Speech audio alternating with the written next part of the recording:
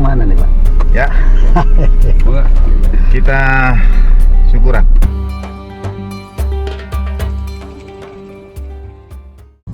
Dan dari setiap perjalanan ini tentu banyak hikmahnya juga ya Pak ya. Ya, pasti. Nah, dari hal-hal yang sederhana seperti kenapa jalan itu tidak pernah lurus gitu.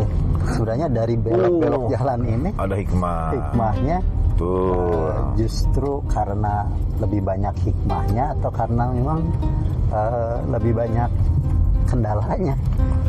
Pertama, ya? saya setuju. Pertama,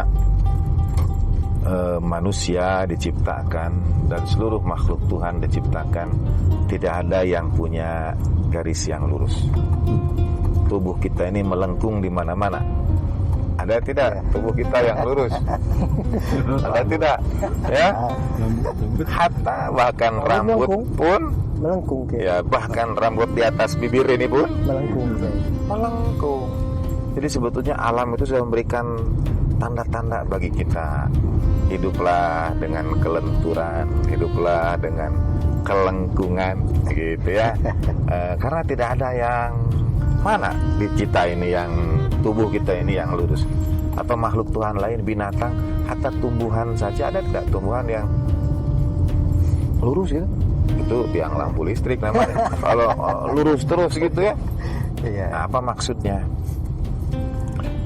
Hidup yang disebut hidup itu atau jalan lurus yang dimaksud shiratal mustaqim bukanlah jalan yang dialami.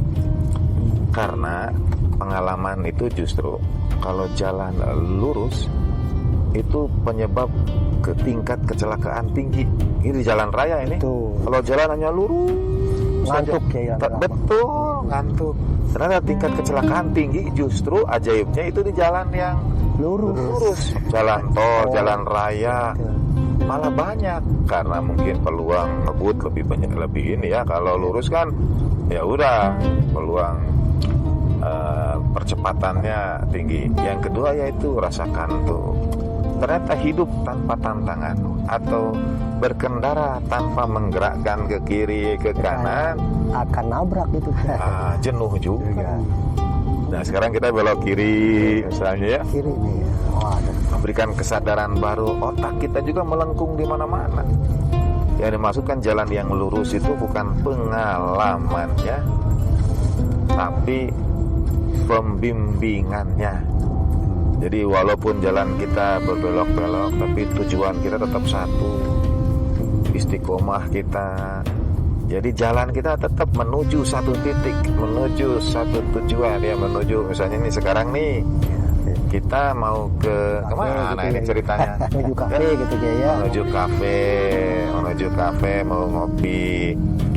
Boleh jadi ada yang mengambil jalan kiri tadi, ada yang mengambil jalan kanan, tapi insya Allah tujuannya sama. Nah, Islam dan ajaran baginda Nabi SAW itu memberikan kepada kita petunjuk untuk jalan yang hidup kita ini mengalami belok-belok yang berbeda masing-masing. Rute kita ini, tiap kita ini rutenya berbeda, tidak ada yang pernah sama. Ya, rute kehidupan kita ini setiap orang pasti jalan hidupnya itu berbeda, tidak ada. Kembar identik sekalipun jalan hidupnya tidak akan pernah sama. Ada tidak orang yang jalan hidupnya sama? Suami istri berpasangan sekian puluh tahun pun jalan hidupnya pasti beda. Pasti beda. Tapi tetap dibimbing oleh satu petunjuk yang kita sebut ihdinas siratal mustaqim. Dibimbing oleh petunjuk jalan yang lurus. Walaupun jalan hidup kita beda-beda, tapi insya Allah kita menuju ke titik yang sama.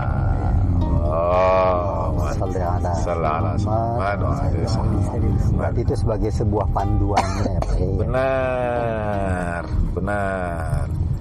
Anggap saja begini, ada sinar yang terang benderang di langit, kita akan menuju ke titik sinar itu.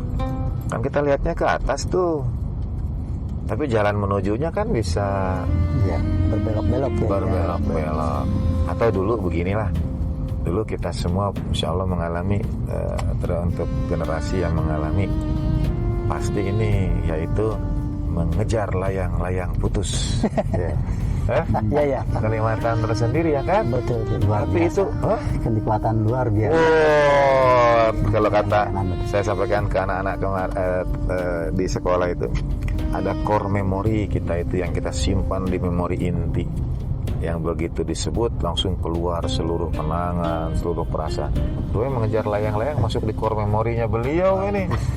Masya Allah. Nah, mengejar layang-layang tujuannya satu, kita memandang itu lurus ke layang-layang itu, ya pandangan mata kita itu ke situ tetap, ya kita tidak berpaling ke kanan ke kiri, tetap ke layang-layang lihatnya, tapi jalan menujunya belok-belok, ada yang ke sini lihat, ada yang ke sini, tapi tetap detiknya itu layang-layang yang satu, yang sama. Dalam setiap perjalanan itu ketika ada gangguan, kalau misalkan saat ini nih kita ada di jalan raya seperti ini, kemudian ada polisi tidur gitu. Nah, polisi tidur itu bangunin, hanya bangunin. Kalau polisi tidur di jalan ya dibangunin. Nah, atau lubang-lubang dan sebagainya, itu hanya bagian dari warna perjalanan yang harus dilalui, atau memang itu bagian dari gangguan dari pihak yang lain untuk supaya kita tidak sampai itu pada tempatnya. Itu bukan bagian dari perjalanan, itu bagian dari kewajiban pemerintah. Kenapa? Karena nanti khawatir ada yang celaka, dan sempat beberapa terjadi, ada lubang tidak dengan segera diperbaiki, musibah terutama untuk motor dan sebagainya. Jadi mungkin dapat disimpulkan, kalau kelokan kiri dan kanan boleh jadi itu dalam tanda petik orang sering menyebut rencana Tuhan untuk masing-masing kita jalan hidup ya. Tapi kalau polisi tidur dan kubangan, saya kira itu akibat dari kita. Ya, jadi hidup kita kalau geruduk itu sebagian besar disebabkannya oleh kita, oleh kesalahan kita, oleh itu konsekuensi dari mengambil jalan itu tadi. Gitu. Nah, kalau seperti lampu merah itu bagian dari pengaturan, itu bagian juga dari panduan setiap perjalanan nih Pak Yai. Betul. Waktu ini ya beliau hadir, ada Pak Kardi, kebetulan beliau ya absen, sedang transfer mungkin ya, transfer pemain. Waktu itu kita bicarakan tentang dari Immanuel Kant, untuk mengetahui sesuatu itu baik atau tidak, bayangkan saja kalau seluruh dunia mengamalkannya, ya, tanpa dalil pun. Jadi kalau ada lampu merah orang taat aturan, kira-kira jalan lebih baik atau tidak? Lebih baik, lebih udah langsung. Berarti itu baik secara fitriyah, tanpa perlu dalil agama. Baik itu ya secara fitriyah. Nah, ajaran agama yang sampai pada kita itu, kalau dia diamalkan oleh seluruh orang di seluruh dunia jadi lebih baik atau tidak? Waduh. Gitu. Misalnya nih, kalau seluruh dunia tarawehan, baikkah dunia? Insya Allah ya. Berarti taraweh itu baik. Kalau seluruh dunia sholat sunat bulan suci Ramadannya di rumah, baik atau tidak dunia? Insya Allah baik juga. Insya Allah baik juga. Jadi yang tarawehan baik, yang di masjid, yang tarawehan di rumah juga baik. Alhamdulillah. Yang tidak baik yang nggak taraweh gitu ya. Nah, kalau tidak ada yang taraweh, dunia kira-kira baik atau tidak? Kesepian. Nah, 11 bulan tidak ada tarawih itu.